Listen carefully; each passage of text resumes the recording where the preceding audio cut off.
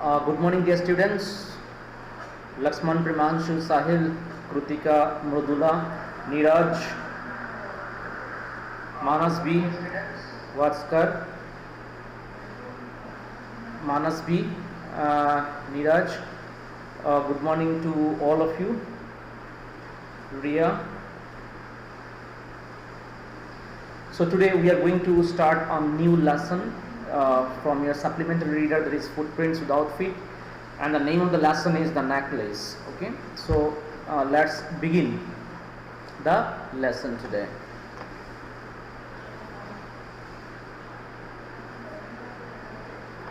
There are some more students yet to connect, so before they come, I'd like to show you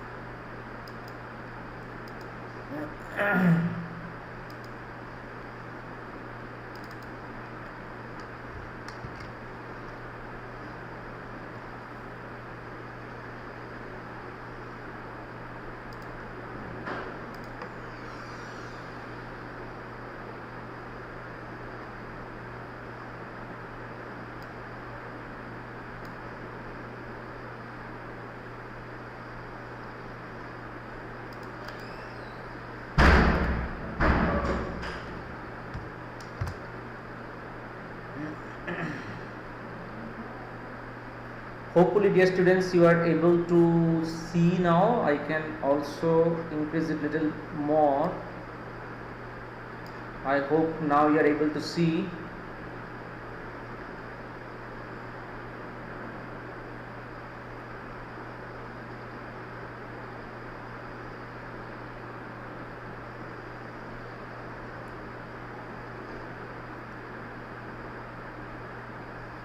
So here you are, dear students.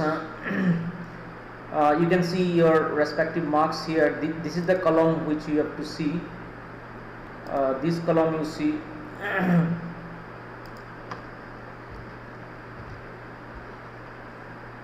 You see this column.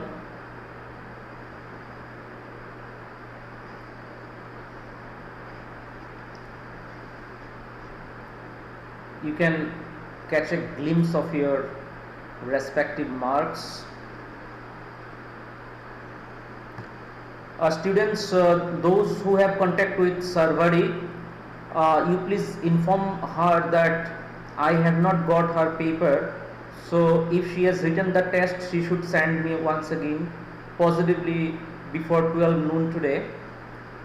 And rest of you I have found from section A, except Sarvari. Okay, so you please tell her if she has written the test, she should send me the paper once again. And rest of you, I hope you have already seen your marks. You can see rest of you here.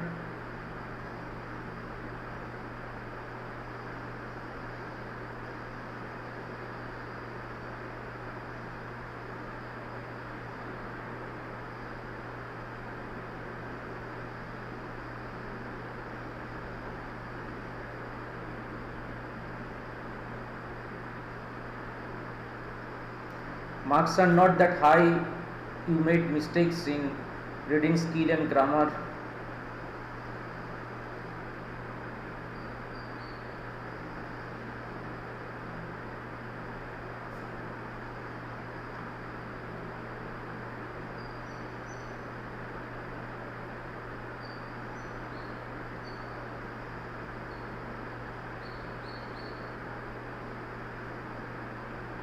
As you can see here, maximum below 25, you can see here, with the exception of only one student, that is Akanksha. She has scored 26.5. Except Akanksha, all are below 25. As you can see here, only she has scored the highest marks.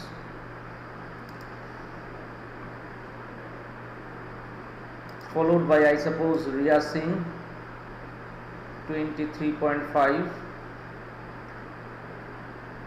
Now let me move on to 10th B.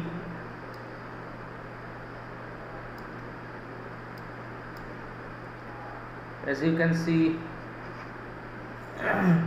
10th B,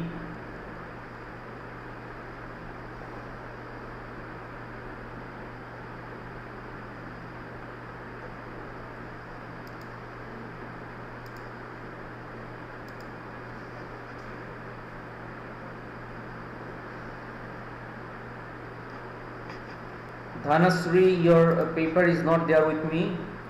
Okay, if you have written the test, you should send it once again, because I could not find your paper, and send in PDF format only, so that I can check it with red ink.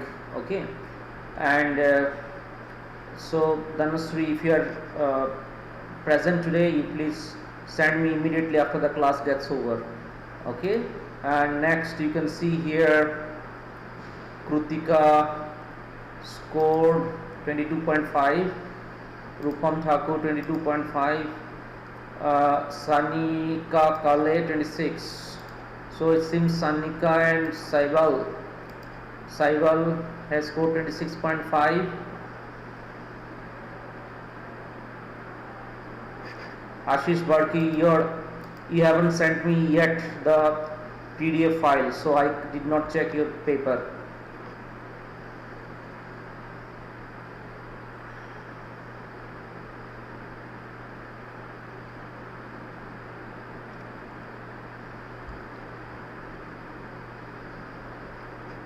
Ayush Khere 23, Niraj 23, Prajwal 24. So these are some. Most of the students have scored below 25. Okay, with the exception of Sanika Kale, Saival Niranjane. Saival has scored the highest marks from section B. Okay, so Dhanasri, you send me your paper if you have written the test in PDF form before 12 noon. And Ashish Barki also, you have to also send before 12 noon. Otherwise, I will submit the marks to exam department without your marks, because I don't have your paper with me. Okay, so here you are, dear students. You have seen your paper. Now let's begin. Okay, so today we are going to start a new lesson, which is called the necklace. The main character of this lesson is a woman called Matilda. Okay, so Matilda is invited to a grand party. She has a beautiful dress but no jewelry. She has a beautiful dress but no jewelry. She borrows a necklace from a friend and loses it. What happens then? Okay, Matilda is a very beautiful woman, dear students, but in spite of being beautiful, she is not having so much of money. As a result, she could somehow manage to get a beautiful dress, but she did not have jewelry. She has borrowed from her friend, but unfortunately she has lost it. Then we shall learn from the story what happens. Okay, what happens after that when she has lost the necklace. So let's find out. Okay, so let's begin now.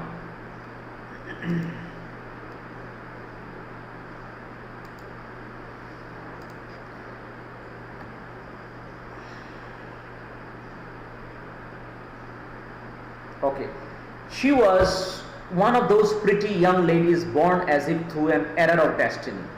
So, error of destiny refers to the fact that in spite of being a very beautiful lady, she was born into a poor family, okay? As if through an error of destiny, it's the mistake of the destiny or fate, into a family of clerks. She was born into a family of clerks. She had no dowry, no hopes, no means of becoming known, loved and married by a man either rich or distinguished, and she allowed herself to marry a petty clerk, okay? She had married a petty clerk in the office of the Board of Education, okay? So she had married a petty clerk, very small clerk. Why? Because she was herself born in a family of clerks. So as she was born in a poor family of clerks, therefore she cannot get married to a rich or a distinguished person, okay? Because according to the social status, according to the trend in the society, you are not supposed to get married to a distinguished personality if you are born into a family of the poor, and if you are not so much distinguished yourself, okay? Therefore, in spite of being beautiful, she was married to a petty clerk in the office of the Board of Education. She was simple, but she was unhappy. She was unhappy because she was a very ambitious woman, okay? Ambitious woman. Even though she was born in a poor family, she was very ambitious. As she could not fulfill her dreams, as she could not fulfill her desire, therefore she was very much unhappy. She suffered incessantly. Incessantly means continuously, feeling herself born for all delicacies and luxuries, okay? Even though she was born in a poor family and married to a poor clerk, in spite of that, she was very much ambitious, as I told you. Therefore, she always used to feel that she is born for all the delicacies and luxuries. Means she could not reconcile herself, or she could not adjust herself to the family, to her family, tradition. She could not, adjust herself. She is married to a poor clerk, so she should have become adjusted to the limited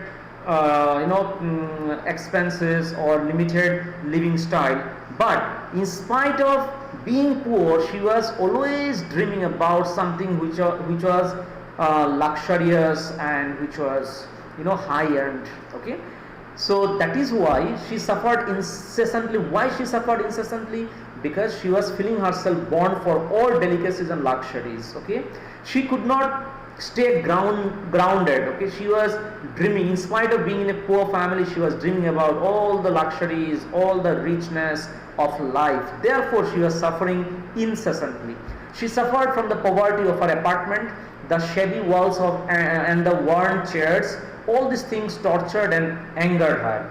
So as she was married to a poor clerk, therefore she was having a poor apartment. Shabby means dirty walls, okay? And the worn chairs. Worn chairs means already worn chairs means what? Already in a state of dilapidation, or in the state of breakage, okay? All these things tortured and angered her, okay? Whenever she rolled her eyes around her house, everything that she could see was of inferior quality, was in a state of breakage. Therefore she became even more unhappy. When she seated herself for dinner opposite her husband, who uncovered the tureen with a delighted air, saying, "Oh, the good pot pie. I know nothing better than that," she would think of elegant dinners, of shining silver. She thought of the exquisite food served in marvelous dishes. She had neither frocks nor jewels, nothing, and she loved only those things, okay? So the problem is that she did not have jewelry, or she did not have frocks, but she was dreaming of those things only. She was dreaming of those things which she was not having. Okay, she was dreaming of those things which she was not having. That is exactly the reason as to why, reason as to why she was feeling so very much sad. She had a rich friend, a schoolmate at the convent, who she did not like to visit. She suffered so much when she returned. She wept for whole days from despair and disappointment. Okay, so after she had a rich friend, okay, who was her schoolmate at the convent, who she did not like to visit. She suffered so much when she returned after visiting that rich friend of hers, because she was having every luxury of life. But on the other hand, Matilda was not having, therefore she was weeping for whole days from despair and disappointment. Okay. Next, on one evening her husband returned elated. Elated means happy. One evening her husband returned elated, bearing in his hand a large envelope. So what was that? What did that envelope contain? Here, he said, here is something for you. Okay. Then she quickly drew out a printed card on which were inscribed these words. Drew out a printed card. She took out a printed card from inside the envelope, and where it was inscribed. What was inscribed? The Minister of Public Instruction and Madame George Ramponneau asked the owner of M Loisel's company, Monday evening, January 18, at the minister's residence. So they got an invitation for a party, to attend a party. Okay. So after she went through this letter, she became very much unhappy. Why she became unhappy? Let's find out. Instead of being delighted as her husband had hoped, she threw the invitation spitefully upon the table, murmuring, "What do you suppose I want with that? What do you suppose I want with that?" She became, instead of being delighted or happy, she became even more sad and told her husband, "What do you suppose I want with that?" But my husband replied, "But my dearie, I thought it would make you happy. You never go out, and this is an occasion, and a fine one." Okay, so her husband replied in a very polite manner. Okay, he said to his wife that she hardly gets any chance to go outside. Therefore, he thought she would be happy now that they have a chance to go outside and attend a party. Okay. Everybody wishes one, and it is very select. Not many are given to employees. You will see the whole official world there. You shall see all the official world here, and invitation is limited to selected few only. She looked at him with an irritated eye and declared impatiently, "What do you suppose I have to wear to such a thing as that?" Okay. Now, why is she unhappy? Because of this reason. What do you suppose I have to wear to such a thing as that? She means to say that I do not have anything remarkable to wear, anything fashionable to wear. So that is the reason as to why I am not interested to attend the party. She had not thought of that. Her husband did not think of this particular matter. Whenever he came up with the invitation card to his wife, he had not thought of that. He stammered, "Why the dress you wear when you go to the theatre? It seems very pretty to me." He was silent, stupefied, in dismay at the sight of his wife weeping. He stammered, "What is the matter? What is the matter?" By a violent effort she had controlled her vexation and responded in a calm voice, wiping her moist cheeks, "Nothing. Only I have no dress, and consequently I cannot go to this affair. Give your card to some colleague whose wife is better fitted out than I." Okay. So why is she crying? Because of this, I have no dress, and as a result, I cannot go to this party. Okay. This is what she has to say. Therefore, give your card to someone else whose wife is having better dress and ornaments than myself. This is what she means. He was grieved. He became very sad, but answered, "Let us see, Matilda. how much would a suitable costume cost? Okay, how much would a costume cost? Just let us find out the cost of a costume, and let me see whether I can purchase it for you. Therefore, he is asking to his wife, how much would a suitable costume cost? Something that would serve for other occasions, something very simple.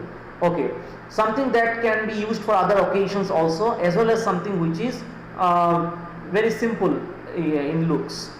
She reflected for some seconds. She was thinking for some seconds, thinking of a sum that she could ask for without bringing with it an immediate refusal, and a frightened exclamation from the economical clerk. So her husband is very much economical because he is a poor clerk. Therefore, she was reflecting on this question what her husband has asked her. So she was reflecting for some seconds, thinking about a particular sum of money that can be approved by her husband, because if she quotes a very hefty or very large sum of money, in that case her husband, being very economical, will not approve of it. Therefore, she was reflecting on this matter regarding what price she should quote for her garment. Okay, so this is the meaning of this particular sentence, dear students. She reflected for some seconds, thinking of a sum that she could ask for without bringing with it an immediate refusal. Immediate refusal, her husband might refuse if it is a very large sum of money that she asked for, and a frightened exclamation from the economical clerk, and he will also react accordingly because he is very much economical in nature. Finally, she said in a hesitating voice, I cannot tell exactly, but it seems to me that 400 francs ought to cover it. Okay, she said nearly 400 francs, okay, should be the price of this, garment. He turned a little pale because it was too expensive, it seems, for him. Therefore, he turned a little pale, for he had saved just this sum to buy a gun that he might be able to join some hunting parties the next summer with some friends who went to school, shoot larks on Sunday. Okay, so he became a little bit pale. Why? Because he has saved just that sum only, that 400 francs only he has saved to purchase a gun for himself in order to join in hunting expedition with his friends. Okay. Nevertheless, he answered, very well, I'll give you 400 francs, but try to have a pretty dress. Okay, but husband is very much compliant, it seems. Therefore, he has approved 400 francs for his wife, which he himself has saved for many days, many years, to buy a gun for him to join an expedition, shooting expedition. But you can see he is compromising that, he is sacrificing that sum which he has saved over the years for his wife. I will give you 400 francs, but try to have a pretty dress. Now, okay. So, dear students, there is a question here: what fresh problem now disturbs Madame Loisel? Okay. Madame Loisel, and how is the problem solved? What fresh problem now disturbs Madame Loisel? So fresh problem is what dress to wear. She doesn't have a party wear. So that is the fresh problem. The problem is resolved when her husband approved 400 francs that she demanded from him. So that's how the problem is solved. Okay, now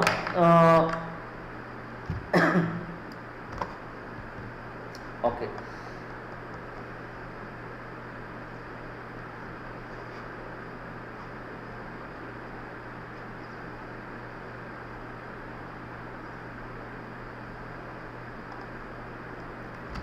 Okay, so the day of the ball approached and Madame Loisel seemed sad.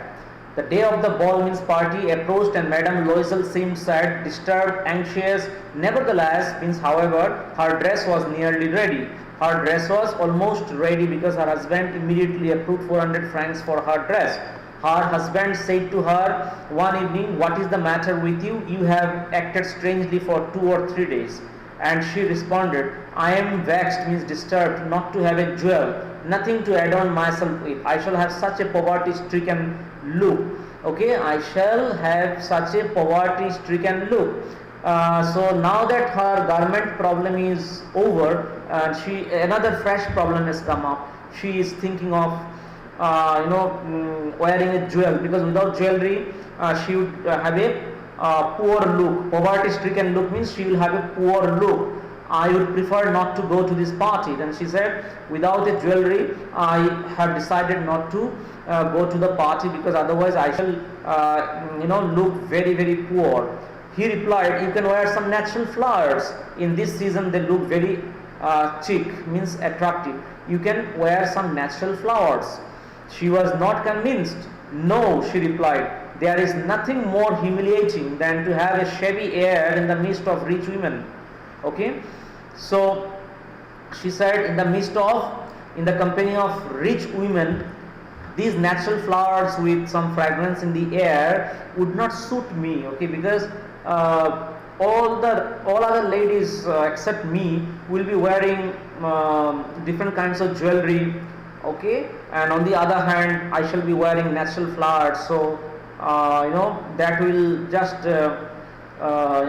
pollute the air. Okay, the fragrance of those flowers will pollute the air and will not match with the ladies over there, because all of them will be wearing the jewelry, and with the exception of myself, therefore it is not feasible. Then her husband cried out, how stupid we are! Go and find your friend Madame Froister and ask her to lend you her jewels. Okay, then her husband did not, of course, like the way she responded, because it seems was not interested to wear natural flowers. Therefore husband did not like her statement, and he reacted saying, how stupid we are. In that case, you have to go and find your friend Madame Froister and ask jewelry from her. Ask her to lend you her jewels. She uttered a cry of joy. It is true, she said. I had not thought of that. So she became very happy, because this idea did not come to her mind. So when her husband reminded her of this, but of Madame Froister, Madame Froister, who is a rich friend of her, then she became very happy. Matilda became very happy. The next day she took herself to her friend's house and related her story of distress. Okay, story of distress means sadness. Okay, so what is her story of distress that she has described to Madame Froister? The story of distress refers to the fact that she has the gown but she doesn't have the jewelry to wear at the party. Madame Froister went to her closet, took out a large jewel case, brought it, opened it and said, choose, my dear, you can choose any of the jewels or jewelry. She said, at first some bracelets, then a collar of pearls, then a Venetian cross of gold and jewels of admirable workmanship. She tried the jewels before the glass, hesitated, but could neither decide to take them nor leave them. Then she asked, have you nothing more? Why, yes, look for yourself. I do not know what will please you. Suddenly she discovered in a black satin box a superb necklace of diamonds. Okay, a superb necklace of diamonds is something what Matilda discovered. Her hands trembled as she took it out. She placed it about her throat against her dress and was ecstatic. Ecstatic means very, very happy. Then she asked in a hesitating voice, full of anxiety, could you lend me this, only this? Could you lend me this, only this? Why, yes, certainly. Her friend replied, why, yes, certainly I can lend you this. So, dear students, you can see here, Matilda, being born of a poor family, being married to a clerk, is aspiring to wear a diamond necklace. Okay, necklace. The necklace that appears to be like diamond. Okay, we'll discover later on whether it is diamond or any other metal. But it was it looked like a diamond necklace, and she liked that particular necklace. Okay, therefore she was asking for it. So do you think Matilda was right in borrowing a diamond like necklace from her friend Froister? Do you think she was right? Because see what happens, whenever it comes to borrowing from someone, it could be our friend or it could be our relative or it could be anybody else, we should always remember that first of all we should not borrow. Okay, first of all we should not borrow, and even if we have to borrow under some compelling circumstances, in that case what we should do,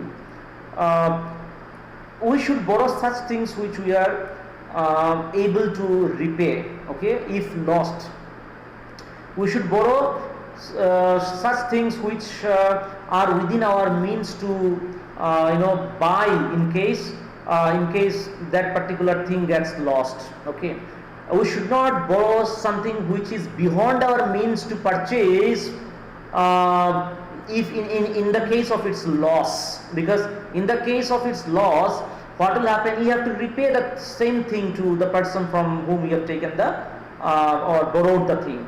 In that case, if that is extremely expensive, then it could dig a hole in your pocket. It will be very difficult for you to repay. So this is where Matilda has gone wrong.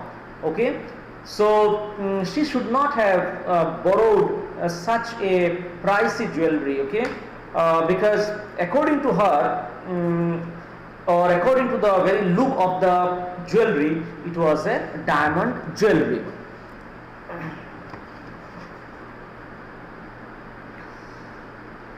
She fell upon the neck of her friend, embraced her with passion, then went away with her treasure. The day of the ball arrived. Madame Loisel was a great success. She was a great success at the party because she was very beautiful. So she might have caught the attention of everybody there.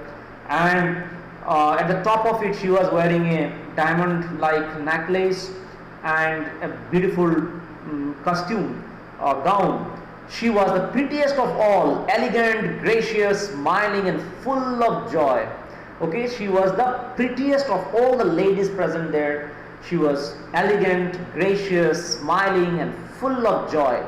All the men noticed her, asked her name and wanted to be presented. Okay, wanted to be presented means wanted to dance with her as well in the party, as she was very much beautiful.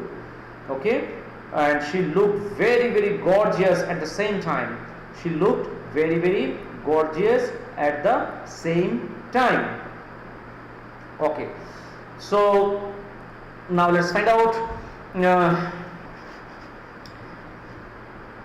All the man noticed. Okay, she danced with enthusiasm, intoxicated with pleasure, thinking of nothing but all this admiration. This victory is so complete and sweet to her heart. Okay, so dear students, as you can see here, so as I told you before, in spite of being married to a petty clerk, a poor clerk, she was very much aspiring and she was very much ambitious in nature. Okay, she was dreaming always about luxury, rich and very comfortable lifestyle. And now that she has become the center of attraction for all the people in the party, she was getting a lot of appreciation, admiration. So now she is in a state of dream. She is now dreaming of all this admiration. This victory, it's a huge victory for her, because the kind of life she was dreaming, the kind of luxury she was dreaming of getting, she got it temporarily in the party. That is why she considers this particular achievement as her victory, which is so complete and so sweet to her heart. She went home towards 4 o'clock in the morning. All night she was partying. It seems her husband had been half asleep in one of the little saloons since midnight with 3 other gentlemen whose wives were enjoying themselves very much. He threw around her shoulders the modest wraps they had carried, whose poverty clashed with the elegance of the ball costume. She wished to hurry away in order not to be noticed by the other women who were wrapping themselves in rich furs. Okay, so it's a January, so it's a winter season, while all the other rich ladies were wrapped themselves in rich furs. Her husband just threw around her shoulders the modest wraps. Okay, modest wraps, it is not expensive, it is not costly. Therefore she became again unhappy, and she wished to hurry away from the party in order not to be noticed by other women. Why? Because other rich women were all wrapped up in rich furs. Okay, Loisel detained her. Wait, said he. I am going to call a cab. Okay, so her husband detained her and said, I am going to call a cab, but she would not listen and descended the steps rapidly. Okay, because she felt insulted when her husband threw a sort of modest wraps around her shoulders. Okay, then she became absolutely uncomfortable, and she came out of the party. When they were in the street, they found no carriage, there was no vehicle, and they began to seek for one, hailing the coachman whom they saw at a distance. Okay, but nobody was stopping, it seems. They walked along towards the river, hopeless and shivering. Finally, they found one of those old carriages that one sees in Paris after nightfall. It took them as far as their door, and they went wearily up to their apartment. It was all over for her, and on his part he remembered that he would have to be at the office by 10 o'clock. Okay, the next morning he has to be in the office, so it was very thing for her, thing for him. It was very taxing for him because he had to keep awake all throughout the night. And on his part, okay, she removed the wraps from her shoulders before the glass for a final view of herself in her glory. Suddenly she uttered a cry. Her necklace was not around her neck. Her necklace was not around her neck. So this is why she became absolutely unhappy. Let's find out what happens after that. What do M and Madame Loisel do next? How do they replace the necklace? Okay, Loisel, already half undressed, asked, what is the matter? She turned towards him excitedly. I no longer have Madame Foister's necklace. He arose in dismay. What? How is that? It is not possible. And they looked in the folds of the dress, in the folds of the cloak, in the pockets, everywhere. They could not find it. He asked, you are sure you still had it when we left the minister's house? Yes, I felt it as we came out, but if you had lost it in the street, we should have heard it fall. It must be in the cab. Yes, it is possible. Did you take the number? No. And you? Did you notice what it was? No. They looked at each other, utterly cast down. Finally, Loisel dressed himself again. I am going, he said, over the track where we went on foot to see if I can find it. And he went. She remained in her evening gown, not having the force to go to bed, because she is very much upset now. How will she be able to repay that necklace? Toward 7 o'clock her husband returned. He had found nothing. He went to the police and to the cab offices and put an advertisement in the newspapers offering a reward. She waited all day in a state of bewilderment before this frightful disaster. Loisel returned in the evening, his face pale. He had discovered nothing. Okay, even after he returned from office, he could not get any information regarding the lost necklace. He said, write to your friend that you have broken the clasp of the necklace and that you will have it repaired. That will give us time. She wrote as he dictated. At the end of a week, they had lost all hope because they were waiting for the agencies to report them, because they've given ads and all that, or people to contact them in case they have found one. So, and Loisel, older by 5 years, declared at the end of a week they had lost all hope.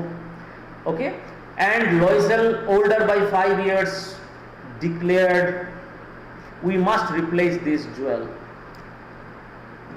Older by 5 years means he was 5 years older than his wife. He came up with the statement that we must replace this jewel now, because there is no hope of recovering that lost jewel. Therefore, we've got to replace this one. In a shop of the Palais Royal, they found a chaplet of diamonds, which seemed to them exactly like the one they had lost. It was valued at 40,000 francs. My goodness. Okay, the necklace that they saw was 40,000 francs. Can you imagine? So much expensive. They could get it for 36,000. They could get it for 36,000. Even 36,000 is also very, very expensive for them. Loisel possessed 18,000 francs which his father had left him. Only 18,000 he was having. He borrowed the rest. He made ruinous promises, took money from usurers. Usurers means money lenders who give money at a very high rate of interest. And the whole race of lenders. He has borrowed the rest of the money, because he had 18,000 francs he had. Rest of the money he had borrowed from a lot of money lenders. Then he went to get the new necklace, depositing on the merchant's counter 36,000 francs. Okay, because the new necklace cost them 36,000 francs. When Madame Loisel took back the jewels to Madame Foister, the latter said to her in a frigid tone, "You should have returned them to me sooner, for I might have needed them." Okay, but eventually, when after a few days, Madame Loisel went, that is Matilda went to return return the newly purchased jewelry to Madame Foister. She said, you should have returned it a bit earlier, because I might have needed them. Okay, so dear students, I shall stop here today up to page number 43. You remember, up to page number 43 we have finished, and we shall continue the next day the rest of the pages. We shall continue next day the rest of the pages. Okay, so hopefully you have understood. It's a very pathetic story, dear students. It's a very pathetic story, and it gives us a very good message also. Okay, that we should learn to live according to our means. Okay, if we are poor enough, or if we are not having sufficient resources with us, we, instead of aspiring to get more resources, we should try to limit our wishes, our desire, and learn to live within our means. This is what this lesson teaches us. Okay, if we are not financially so sound, if we are not having so many resources with us, we must learn to live with those resources only, whatever we can manage, and not ask for those resources which will burn a hole in our pocket to purchase. Okay, so that is why there is a proverb in English language: cut your coat according to your cloth.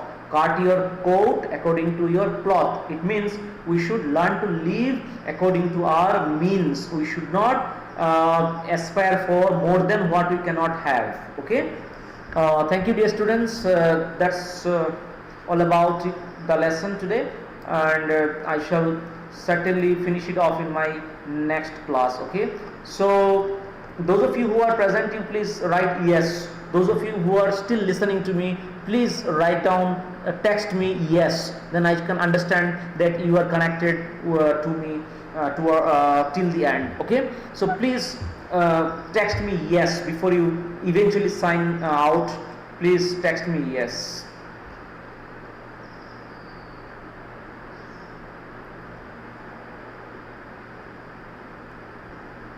Thank you, Vinita. Thank you, Sania, Omkar, Yog, Niraj, Rupam, Omkar, thank you so much. Thank you. Uh, who else? Those who are still connected, please write. Thank you. Like 1, 2, 3, 4, 5, 6, 7, 8, 9, 10, 11. 11 people are connected. Only 11 out of so many students. Out of so many students. Dear students, even if your class begins next month, we are not going to repeat what we have taught you online, because it's almost the same as offline teaching. Okay, so you've got to be present when, if the school at all opens next month. In that case, we shall start from the new lesson. We are not going to repeat what we have already taught you. Only during revision classes we might sum it up, but going by the text is not possible, because we are doing it online. Okay, line by line we are explaining you. If you have any doubt, you can always ask us, but the same thing what we are teaching online will not be repeated when the class begins. Okay. Okay, thank you dear students. So let me sign out now.